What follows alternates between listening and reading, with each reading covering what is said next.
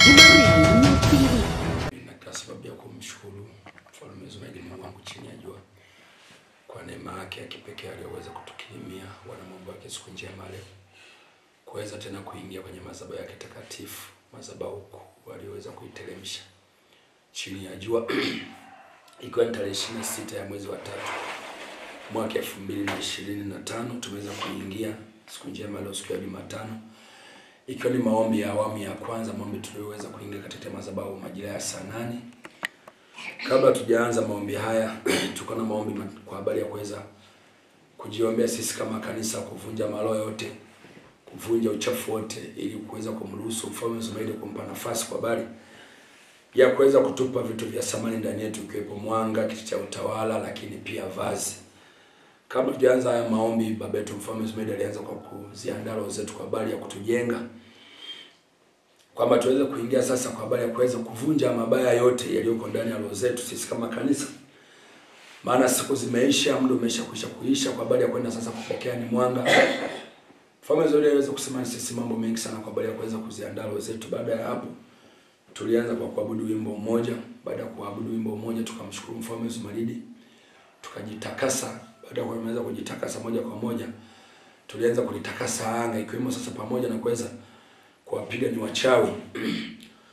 Wakati tumefika kwenye hiyo hatua ya kuweza kutakasa anga na kupiga wachawi, niliweza kuona katika Mungu alikuwa na mvutano mkubwa sana kwenye anga, yani wachawi wakawa wanavuta na wao kwa habari ya kutaka kutaka kuliziba anga, yani kusiwepo sasa na ile connection.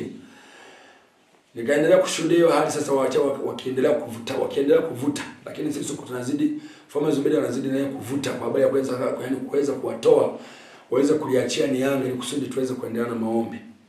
Nikaendelea kushuhudia sasa hiyo hali, wachawi wakiendelea kupambana na wenyewe kwa namna yao, kwa uwezo wao na nguvu za shetani ndani yao, lakini hawakuweza ni kufaulu kwa habari ya kuendelea kuliziba anga. Bali Mfalme Zumaridi aliweza ni kufanikiwa kwa habari ya kuwapiga wachawi na kuweza kuwaondoa kwenye eneo la anga.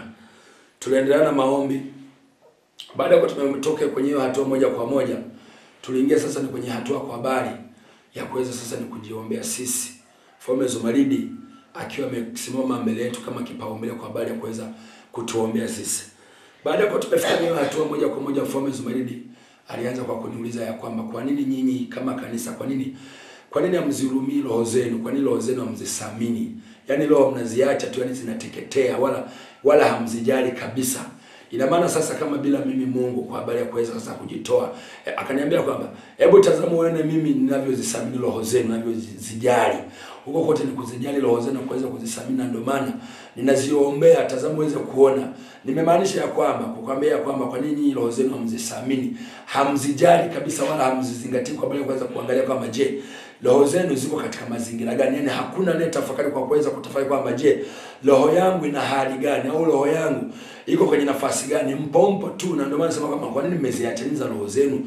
Kwa nini yani hamzifuatilia, yani kwa habari ya kuweza kuona kama zina usalama, bali mmeziacha zinaishi kwenye, yani zinaishi pachafu, yani hamjali, zinaishi na vitu vichafu ndani, yani viko ndani ya roho, yani hata hamjali.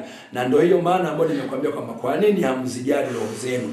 Kwa nini hamzisamini? Sasa tazama uweze kuona mimi sasa ambavyo ninazisamini na kuweza kuzijali roho zenu. Na ndio maana unaona natenga muda wangu kabisa, ninamlilia Mungu wangu kwa habari ya kuweza kuzisamini roho zenu, kwa sababu zina vitu vichafu, yani mnaishi na vitu vichafu ndani yenu, wala hakuna anayezingatia wala anayeumia kusema kwamba labda aumie kwamba kwa nini mimi natembea na vitu vindani ya roho, yani hayupo. Mnaona ni kawaida tu, lakini roho zinaangamia.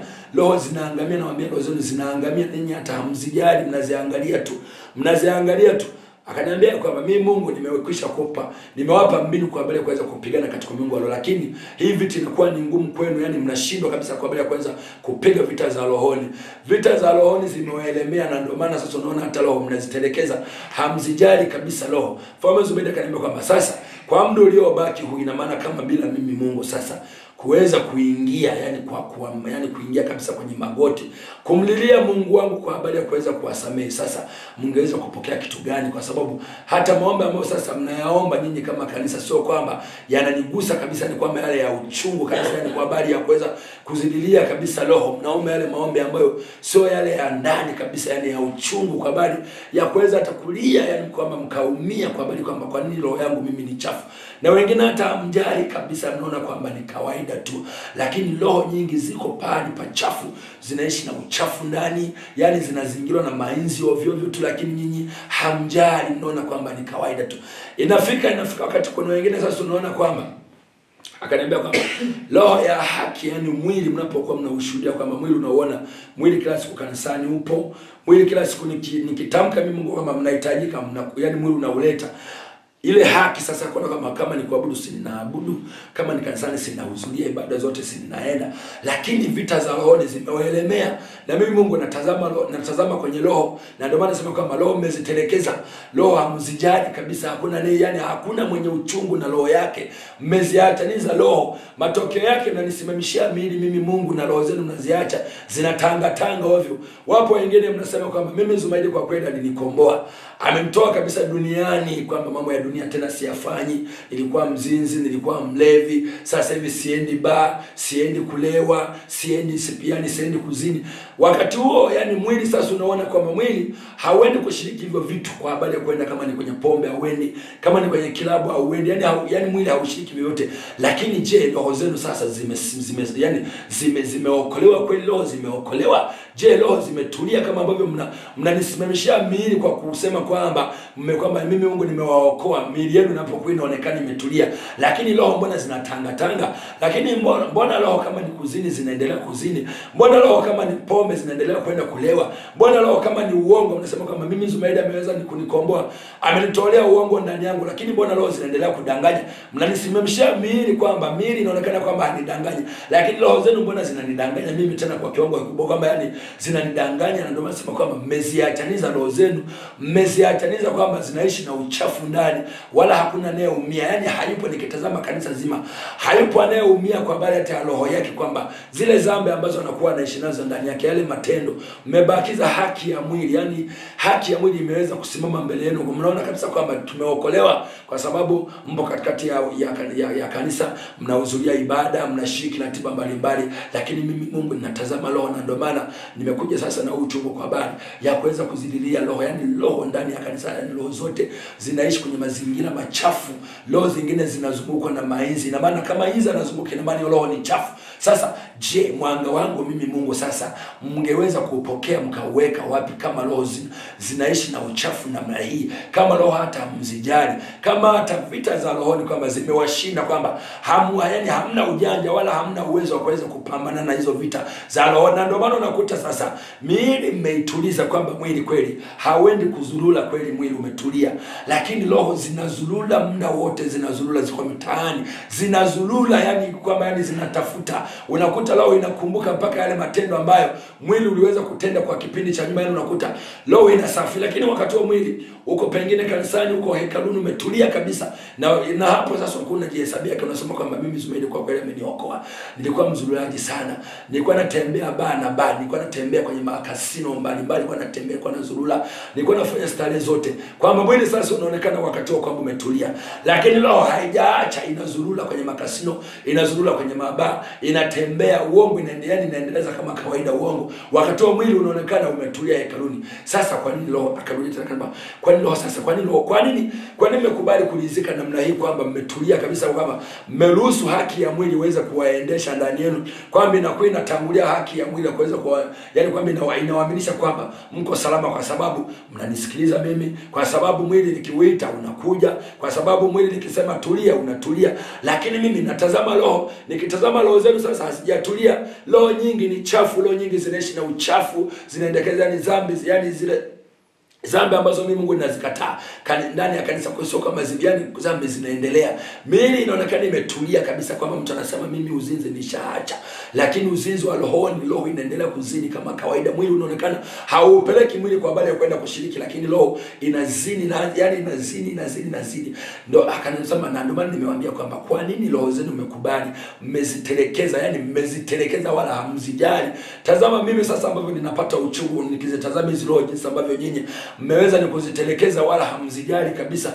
Yani wala ndani yenu kitazama ule uchungu wa kuumia kwamba kwa nini mimi yani niko hivi? Kwa nini niko hivi? Yani mtu unakutika kabisa, unajigundua ndani yako kwamba una mabadiliko yani katika roho, kwamba hauko sawa, unajigundua sasa kwamba mabadiliko yapo. Lakini ule uchungu kusema kwamba labda uugue ndani yako na kuweza kuumia kwamba kusema kwamba kwa nini mimi roho iko hivi? Kwa nini yani inakuwa hivi? Kwa nini hali imekuwa hivi?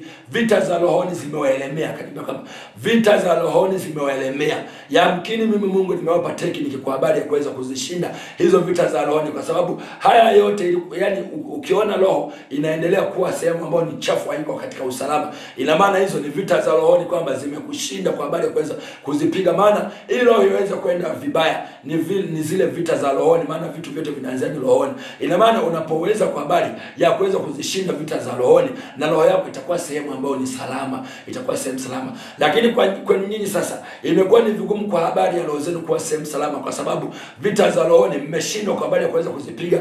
Lakini pia ule uchungu kwa habari ya kuzihurumia roho zenu mmeshindwa kabisa kwa habari ya kuzihurumia zenu. Mnaona ni kawaida, haki ya mwili itawaponza, haki ya mwili itawaponza, na haki ya mwili ndio inaowadanganya na kuweza kuwaona mnajiona kwamba mko salama, wakati hamna usalama mbele zangu mimi Mungu. Ni mengi sana ambayo mnayafanya, ambao kwamba mnayafanya ni makosa ambayo yanapelekea roho zenu zinakuwa sehemu ambayo ni chafu, zinaishi na uchafu, zinaishi sehemu ambayo sio salama, zinaishi sehemu ambayo mimi Mungu nikitazama nikipanusa panatoa harufu chafu ambayo mimi Mungu siwezi kustahimili. Mimi Mungu ni roho ambaye sasa nahitaji roho ambayo ni safi, nahitaji roho ambayo yani ni takatifu, nahitaji roho ambayo haina uchafu. Sasa vitu vyangu vya samani, kiti changu cha utawala, mwanga wangu na vazi, je, lingeweza kukalia wapi kama mavazi yenu yani yako hivi, yani roho zenu ni chafu? Na mimi hivi vitu si wapi katika ulimwengu wa mwili, ninaviweka katika ulimwengu wa roho, yani roho ambayo iko safi. Ina maana vitu hivi vitaingia na kuweza kutulia, lakini nyinyi roho zenu ni chafu. Na hafta mbaya zaidi kwamba pamoja na kwamba roho ni chafu, mbaya zaidi ndani ya kanisa lote hamna ule uchungu wa kuzililia roho, yani hamna uchungu kabisa kunishawishi mimi mpaka mimi nimeweza kuingilia kati. Ina maana bila mimi Mungu kuweza sasa kuingilia kati, kumlilia Mungu wangu, yani kuipaza sauti yangu kwamba Mungu ligeukie kanisa lako, wahurumie wengine mavazi yametoboka. Sasa nguvu yangu mngeweza kuipokelea wapi? Ingeingia wapi ndani yenu kaweza sasa kuweza kuingia ndani yenu? Kwa sababu mmeziachaniza roho, yani hamzijali kabisa roho, mmeziachaniza. Ni mnaona ni kawaida. Haki akasema tena, haki ya mwili itawaponza, haki ya mwili itawaponza. Maana miili inawadanganya, miili inawadanganya. Yani kuwepo kwa mwili ni ndani ya hekalu, kuwepo kwa mwili kwa baya kuhudhuria ratiba zote, hiyo sio sababu yangu mimi Mungu kuona kwamba kweli mweza ni kuokolewa. Maana mimi ninatazama roho, miili ninaiona ipo, lakini roho zenu nikizitazama haziko sambamba na mimi. Na ndio maana nasema kwamba mmeziachaniza roho, mmeziachaniza, wala hamzijali, wala hamziombei, wala yani ule uchungu wa kuweza kudai kabisa kwamba kama kuna vitu vimeweza ni kupungua ndani yake ili mimi niweze kuvirejesha vitu vya samani, hamvidai. Na ndio maana sasa imekuwa ni vigumu. Akaniambia kwamba na ndio maana hata nguvu yangu sasa imekuwa ni vigumu hata kwa habari ya kuweza kuinazilika hata katikati ya kanisa, kwa sababu ya kuona ile ni kawaida. Mnaona kwamba ni kawaida, yani mnaona kabisa kwamba ni kawaida, kwamba mmeridhika kwa habari ya kwamba vile vitu vinavyokuwa vinaonekana. Na mimi Mungu napokuwa niwatamkia kwa habari ya kwamba ninawapigania, mnaridhika, hamuonyeshi ile jitihada na bidii kwa habari ya kuweza na nyinyi sasa kujibidisha ili kupitia sasa mimi ninavyokuwa ninawapigania, kupitia ambavyo sasa nakuwa ninawaombea kama kanisa, kupitia bidii yenu mnavyokuwa mnajibidisha. Na maana mimi Mungu mnanirahisishia kwa habari ya kuweza hata kurejesha vitu vya samani na neno. Lakini pia bila kuwa na uchungu ndani yenu inakuwa ni kazi ngumu sana kwa habari ya kuweza kuniomba mimi Mungu, lakini pia kunidai kwa habari ya vitu ambavyo vinamisi ndani yenu, ambavyo vinapelea. Hakika nawaambia haki ya mwili itawaponza. Mwili usiwadanganye mwili kwa habari kwamba unasikiliza. Usiwadanganye mwili kwa habari kwamba unahudhuria ibada. Usiwadanganye mwili kwamba wengine unahesabu unaona kwamba mimi toka Mfalme Zumaridi alipoweza ni kuniokoa sijawahi kumwacha, Lakini je, roho yako ina uhakika kwamba una uhakika ndani yako kwamba roho yako haijawahi kuniacha mimi? Usitazame mwili, usitazame mwili, usitazame mwili. Tazama roho. Je, haujawahi kuniacha? Je, haujawahi kunena mabaya ndani yako? Kwa nini roho umeziachaniza? Akaendelea kuniambia tena. Kwa nini roho kanisa? Yaani kaonekana kama vile sasa anaongea na kanisa kabisa lote. Anasema, kwa nini kanisa mmekubali kuziachaniza roho? Kwa nini hampati uchungu? Ina maana sasa bila mimi kuweza sasa kuingia na kuweza kudai kabisa kwa uchungu, kualilia kabisa kwa uchungu, yani kumsi Mungu kupitia, maana Mungu anapoisikia sauti yangu hii ambavyo ninawalilia kwa uchungu hivi, ina maana lazima watazame na kuweza kuwageukia. Na ina maana bila Mungu kuweza kuwageukia na kuweza kuwafutia makosa yote na dhambi ambazo ziko ndani, ina maana ni vigumu. Na ndio maana nimetangulia kwa kuambia kwamba roho meweza ni kuziachaniza. Ina maana Mungu anapoenda kuwasamehe, na maana anatoa uchafu ulioko ndani ya roho, na ndio inafanyika sasa kuwa nafasi kwa habari ya nyinyi kuweza kupokea. Ina maana kama ukikuta una uchafu ndani ya roho yako, huwezi kupokea chochote. Hakuna kitu ambacho kitaweza kuingia. Maana mimi Mungu napenda sema ambapo inanivutia kwa harufu ambayo ni nzuri. Siwezi kufutiwa na harufu ambayo ni chafu ndani ya roho, kwamba kuna mainzi yanazunguka, kuna harufu chafu, yani uongo, matabia yani matabia machafu, utapeli, yani wizi, na yani kunisimamishia uongo. Mimi siwezi kuvutiwa na chochote nikaweza kuingia ndani yako. Mimi Mungu navutiwa na harufu ambayo ni nzuri. Na maana sasa matendo, lakini pia hata mawazo, kutafakari. Mimi na wadanganya kupitia mnavyokuwa mnaiona kwa katikati ya kanisa. Lakini je, tazameni tafakari zenu ziko sambamba na mimi? Ndio sasa utaona kwamba ili uweze sasa kufanyika kwamba mwili unawadanganya, kwamba haki ya mwili inawadanganya. Hata unavyokuwa unafikiria kwamba sijawahi kumwacha mimi Mfalme Zumaridi, hiyo ni haki ya mwili. Tazama roho kama haijawahi kuniacha mimi Mungu. Hapo sasa utakuwa na haki kabisa na sababu zote za kusema tena kwa ujasiri mkubwa kwamba useme kwamba mimi toka Mfalme Zumaridi ameweza ni kuniokoa, sijawahi kumwacha. Itazame tafakari ya roho. Je, tafakari yako inakuwa iko sambamba na mimi? Ukikuta kwa sambamba na mimi, basi una sababu zote za kujiamini na kujidai, lakini pia hata kwa kuweza kusema kabisa kwamba sijawahi mimi kumwacha Mfalme Zumaridi. Lakini kama tafakari yako iko pamoja na mimi, na maana hauna haki wala hauna vigezo kwa habari ya kuweza kusimama na kuweza kusema kwa habari ya kwamba hujawahi kuniacha. Maana mimi natazama roho, natazama roho. Ina maana kama toka nimeweza kukuokoa, kama sijawahi kama hujawahi kuniacha, na maana tafakari yako pia itakuwa sambamba na mimi. Lakini roho mmeziataniza, hamjali, hamtafakari, wala hamsamini kabisa hata kuwa, yani hata ile mimi Mungu napokuwa ninaweza kuwaonyesha hata kwa habari ya jinsi ambavyo ninajitabisha, ninautabisha mwili wangu kwa habari ya kuweza kuwaombea. Ninawaombea bila kuangalia makosa ambayo mmenifanyia. Ninawaombea bila kujali mmenikosea mangapi. Ninawaombea bila kuangalia kwamba mnanijadili kwa namna gani. Ninawaombea bila kujali mnanitathmini kivipi, yani jinsi ambavyo mnanigrade. Maana wapo ambao mnanigrade na kuweza kunitathmini jinsi ambavyo mnavyonifikiria mimi. Ninaomba namuomba Mungu wangu aweze kuwasamehe makosa, lakini nyinyi hamjibidishi wala roho hamzisamini wala mtoe nafasi yenu kwa habari ya sasa kuungana na kupitia mimi ambavyo na kuvyokuwa na utabisha kidogo kwa habari ya kuweza kuombea. Ninawaombea bila unafiki, yani tena kwamba ninawaombea tena kwa uchungu, tena kwa kuumia, tena ambapo sasa nakuwa naziona roho kwamba bado zinazungukwa tena na uchafu. Naziona roho mimi ninavyokuwa nafanya maandalizi kwa habari ya kwenda kutoa vazi, ya kwenda kutoa kiti cha utawala, ya kwenda kutoa mwanga ndani yenu. Na hafu naona nikitazama tena roho, bado roho zinazungukwa tena na uchafu, na kwa ninaumia. Na ndio maana kwa naingia katikati ya madhabahu kwa habari ya kumlilia Mungu wangu kwamba Baba, tazama uzao wa kwanza, litazame kanisa tena kwa uchungu. Lakini nyinyi roho hamzisamini, roho mmezitelekeza, mmelizika kabisa. Ni haki ya mwili imewafanya mlizike, mnaona mko sawa, mnaona kabisa yani mko sawa kabisa, mko sawa, wakati hiyo ni haki ya mwili inakuwa inasimama ndani yenu. Naomba kabisa kupitia mimi ambavyo ninajitabisha, kupitia ambavyo sasa mimi Mungu nimeamua kuingilia kati kwa habari ya hii vita. Nimeamua kuingia mwenyewe kuchimba. Akaniambia kwamba nimeamua kuingia mwenyewe kuchimba huu mnara ambao sasa ni kwa habari ya kanisa, kwa habari ya kuweza kuliombea toba na rehema kanisa, ili sasa iweze kupokea. Ina maana bila mimi Mungu kuweza kuingia kuchimba huu mlima, ina maana kanisa lisingeliweza kwa habari ya kuweza kupokea. Ina maana kupitia maombi ambayo mimi Mungu nimeweza kuingia kwa habari ya kuweza kuomba kwa habari ya kanisa, ina maana ndipo sasa nimeweza ni kuachilia mwanga ndani ya kanisa, ili sasa kanisa liweze kwa habari ya kuweza kupamba, yani liweze kuwa liko peupe, lakini pia pia liweze kupata nafasi kwa habari ya kwenda kupokea. Ninakwambia ni uhakika, na ndio maana nimekuambia kwamba roho mmeweza ni kuziataniza.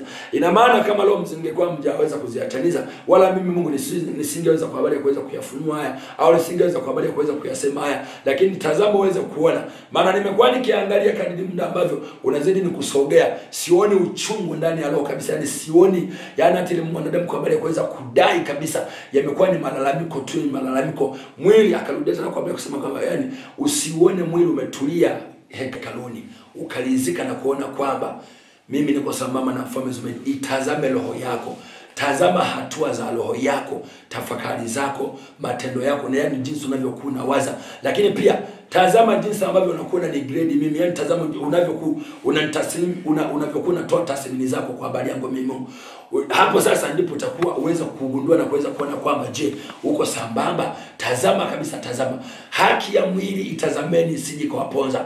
Haki ya mwili tazameni isije kachukua nafasi ndani yenu na kujikuta mnaridhika, yani mwili ukajikuta unakufanya yani roho inaridhika, unashindwa kwa habari ya kujibidisha, wakati roho iko sehemu ambayo ni chafu, wakati roho imezungukwa na dhambi mbalimbali, wakati roho vitu vichafu vimeweza ni kuizunguka. Lakini mwili unakupa haki kabisa, unasema kwamba mimi niko sambamba na Mfalme Zumedi, mimi niko sambamba na Mfalme Zumedi. Lakini mimi nikizitazama roho haziko sambamba na mimi kupitia tafakari, hazipo sambamba na mimi kupitia jinsi ambavyo yani maisha ambavyo jinsi ambavyo mnaishi.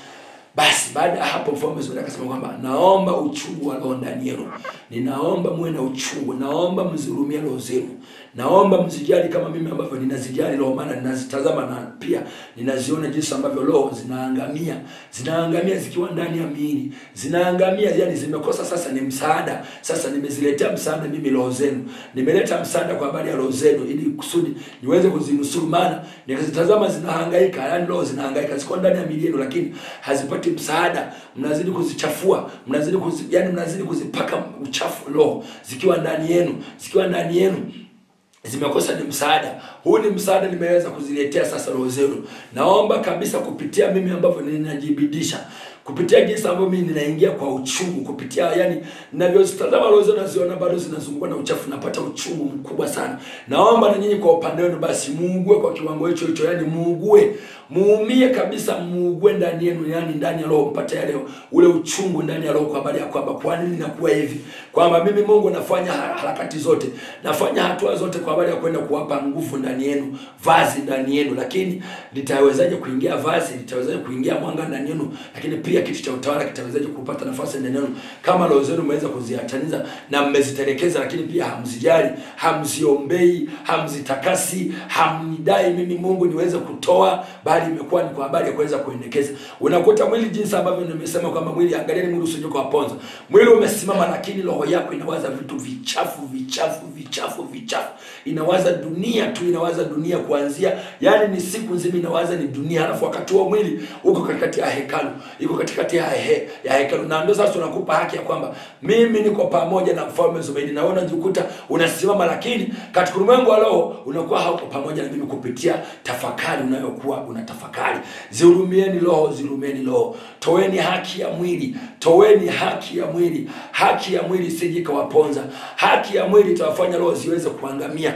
Toweni haki ya mwili ndani yenu ili mimi niweze kupata nafasi. Nimekwambia huu ni mwanga na nimeleta msaada kwa habari ya roho. Huu ni mwanga nimekuja kuziangazia roho zenu ili kusudi sasa muweze ni kunidai, ili kusudi tarehe 20 muweze kupokea kiti cha utawala. Mpokee mwanga, lakini pia vazi, lakini pia mavazi ambayo yameweza kutoboka. Ingieni kwa uchungu, niombeni kwa uchungu. Mimi hakuna ambacho kinaweza kunishinda. Ndio maana nimeona hiki ndani ya roho zenu, nimeona kwamba roho hazina msaada, na ndio maana sasa nimeweza ni kuingia kwa habari ya kuweza ni kuziombea, maana nimeziweza kuzitazama na kuona kwamba hazipati msaada.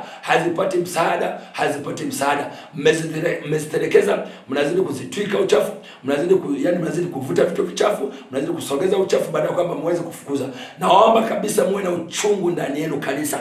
Naomba uchungu wa roho ndani yenu, mzihurumie roho, zihurumieni roho, toeni haki ya mwili, toeni, yani hilo neno aliongea kwa muda mrefu sana kwamba zihurumieni roho, toeni haki ya mwili, acheni kutazama mwili, acheni kutazama mwili. Unautazama mwili unaona kwamba kila siku una huzuni unahudhuria ibada, unafuata yani kwa masikio ya kibinadamu unavyosikia maelekezo unafuata, lakini roho unakuta haifuati. Bali matokeo yake sasa unajikuta roho inaanza ni kulalamika, yani unakuta unalalamika, malalamiko yanakuwa ni mengi, kitu ambacho sasa unazidi kuichafua roho, badala ya kwamba uendelee kuisafisha kupitia tafakari njema. Fahamu zuri mama, mimi Mungu navutiwa na tafakari. Ukiona tafakari, mimi Mungu nitakuja tu, nitakupa msaada popote pale ambapo unakuwa pengine umekwama. Lakini sasa hivi hamunipi nafasi ndani ya roho zenu, yani sipati kabisa nafasi ile ambayo mimi nahitaji niweze kusema ndani yenu. Mimi Mungu natembea katika roho, lakini sipati hizo nafasi ndani yenu kama kanisa, kwa habari sasa niweze kuwapa msaada huko katika Mungu wa roho. Nimewapa tekniki kwa habari ya kuweza kuzipiga vita za roho, lakini nikitazama zimewaelemea, na ndio maana haya yanazidi kustawi ndani ya roho zenu, na ndio maana roho zenu zinazidi kuzungukwa na vitu vichafu. Imeshindikana, nimeweza kuwasimamishia msaada kwa habari kwamba mpige vita za rohoni. Mkishaweza kufaulu kwa habari ya kuweza kupiga vita za rohoni, na maana kuanzia kwenye kunitafakari mimi Mungu itafanyika kuwa njia, lakini mimi Mungu kwa habari ya kuweza kuingia ndani yenu na kuweza kuwapa msaada huko katika ulimwengu wa roho, na kuweza kuwasaidia. Na maana hamtoweza kupata nafasi kwa kuweza kutafakari vitu vya kimwili. Atoeni haki ya roho, toweni haki ya roho, mwili utawaponza. Akaendelea kuniambia kwamba mwili utawaponza.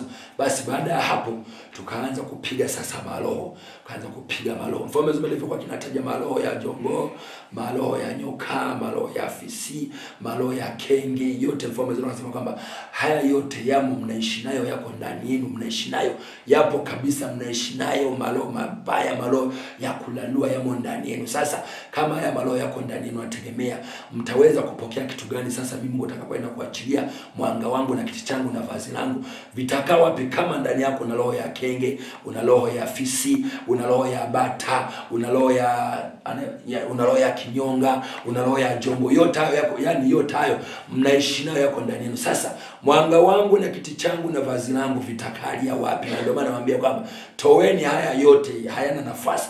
Toweni haya yote, toweni yote, ili kiti changu na mwanga wangu na vazi langu liweze kupata nafasi kuweza kuingia ndani yenu. Toweni vyote, yani toweni haki ya mwili. Mwili usije ukawadanganya. Kuwepo kwa mwili siwe kigezo. Mwili wako kuonekana huko katikati ya hekalu unaabudu isiwe sababu ukalizika na kuona kwamba uko sawa sawa. Tazama, akasema kwamba tazama hatua za roho yako, ndipo utagundua kwamba uko sawa sawa. Itazame roho yako, je, iko kwenye eneo gani? Yani kupitia tunavyotafakari, unavyowaza, je, unatafakari namna gani? Hapo ndipo utagundua kwamba uko kwenye hatua gani. Yani mwili usije kukuponza. Mwili usije kukuponza. Unapoona mwili hauzururi, unapoona mwili haushiriki labda na marafiki kule, lakini roho nikitazama, ninaona marafiki inashiriki nao, inawatafuta mpaka inawapata, inashiriki nao kupitia kukumbuka yale matendo ambayo mwili ulikuwa ukiweza kushiriki. Mwili, yani Mfalme anasema mwili kutokwenda kushiriki wizi, kutokushiriki uzinzi, kutokushiriki sio kwenda kuvuta bangi, ulevi, sio sababu. Itazame hatua ya roho yako, itazame hatua ya roho. Lakini wakati huo tunaendelea kupiga maroho. Yani maroho yalikuwa ni mengi, maroho yanatoka ndani ya kanisa, maroho ni mengi. Mfalme Zubeda akaniambia kwamba sasa bila mimi Mungu kuweza kuingia kwa habari ya kuweza kuyapiga ya maroho, je, mngeweza kugundua kwamba ya maroho yako ndani yenu? Je, mngeweza kugundua kwamba ingelifanyika kuwa ni kizuizi kwa habari ya mwanga wangu, kiti changu na vazi langu, kwa habari ya kuweza kuingia ndani yenu? Mngeweza kugundua? Ina maana msingeweza kugundua, lakini ndivyo ilivyo. Ina maana haya yangefanyika kuwa kizuizi kwa habari ya kuweza kuzuia mwanga wangu, lakini pia kuzuia nguvu yangu kuweza kuingia ndani yenu. Msingeweza kupokea chochote, bali haki ya mwili ingeendelea kuwadanganya kuenda kwamba tumepokea, kwamba mmepokea, lakini katika ulimwengu leo msingeweza kupokea chochote, kwa sababu roho zenu zimezungukwa na vitu vichafu, zimezungukwa na haya maroho. Wewe mtu una roho la jongo, mwanga utakalia wapi? Na maana itakuwa kila saa inakuwa inajikunja, ni kigumu kwa habari ya mwanga kuweza kuingia ndani yako. Na ndio maana nasema haya yote imeweza kuyapiga na kuweza kuyaondoa. Hii yote ni kwa sababu nikitazama muda umeshakwisha kuisha. Muda umeisha kwa habari ya kwenda kupokea. Muda umeisha. Siku ambazo zimebaki ni chache sana. Wakati wote tukaendelea kupiga maroho. Tumepiga maroho ndani yetu kanisa.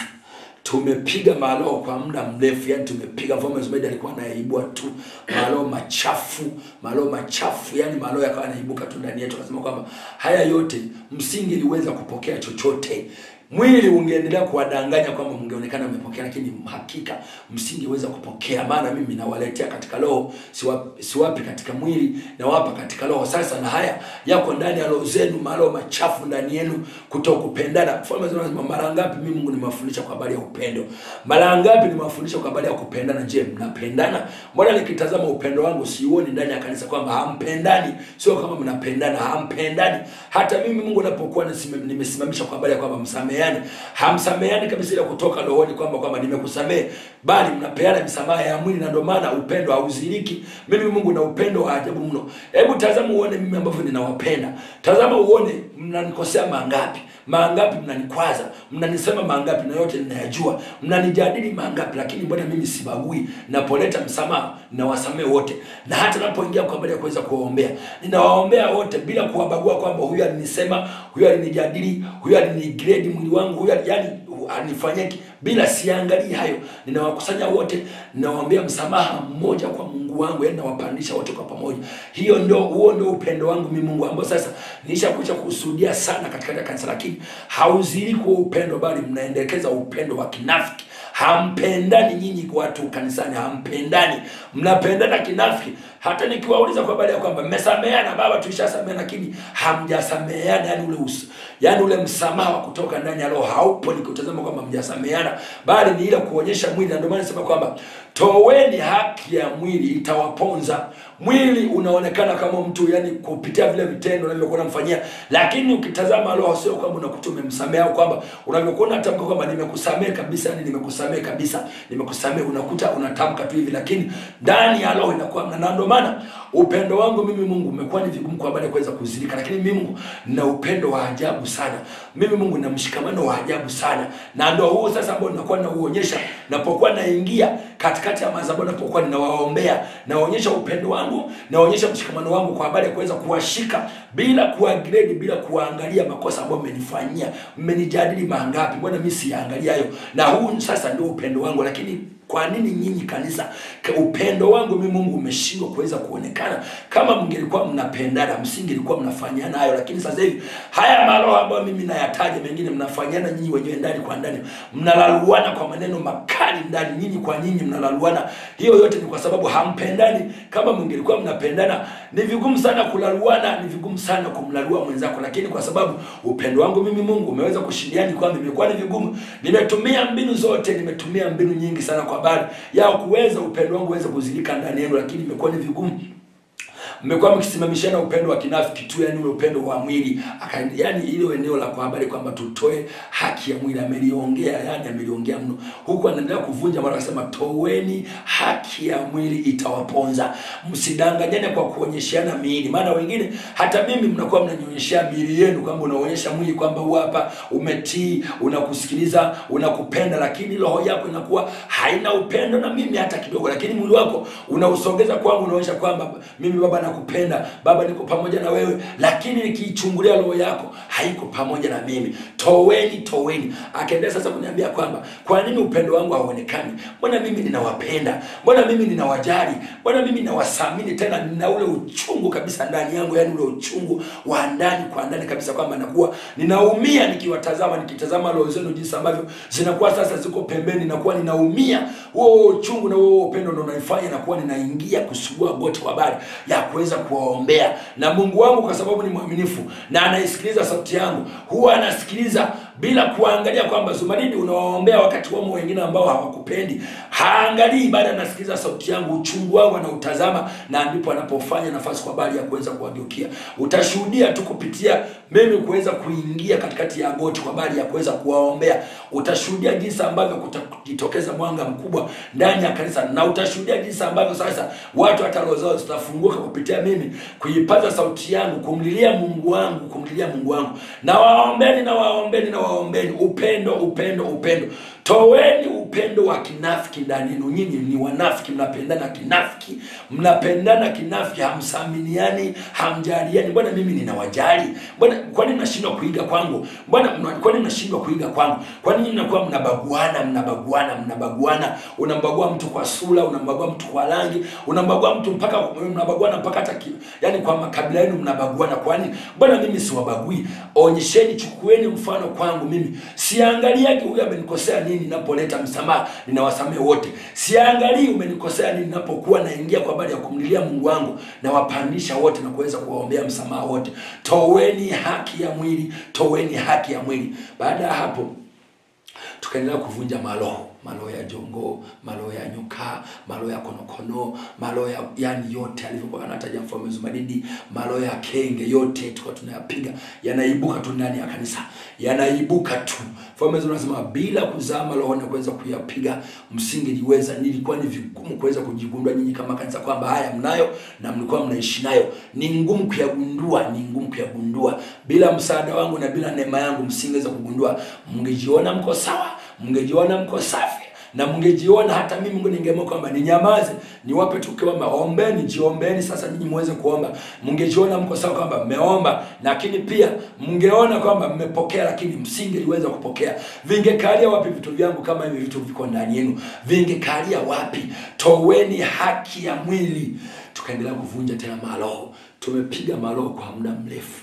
Tumevunja ndani ya kanisa, lakini Mfalme Zumaridi akizidi kusema kwa habari tutoe haki ya mwili, yani kwamba mwili, yani miili situdanganye kwamba tunapokuwa Mfalme Zumaridi labda anatuita kwamba anapokuwa anaita kanisa njoni, tunakuja, tunaona kwamba Mfalme ametuona, tukaona kwamba tuko sawa sawa. Mfalme Zumaridi anasema kwamba tuangalie hatua ya roho zetu, kwamba tuangalie, tutagundua tu kwamba je, tuko sambamba na yeye. Hata tunapokuwa tunasema sasa kwamba mimi Zumaridi ameniokoa, yani tuweze kutazama na kuweza kuangalia, tuzitazame roho, tusitazame miili, yani uwepo wa mwili kanisani, uwepo wa mwili hekaluni, unasikiliza ibada umetulia, uwepo wa mwili kwamba yani tusiangalie mwili kwamba mwili umeweza kutii, bali tuangalie utiifu wa roho. Baada hapo tumeendelea kuvunja, tumepiga maroho ndani ya kanisa.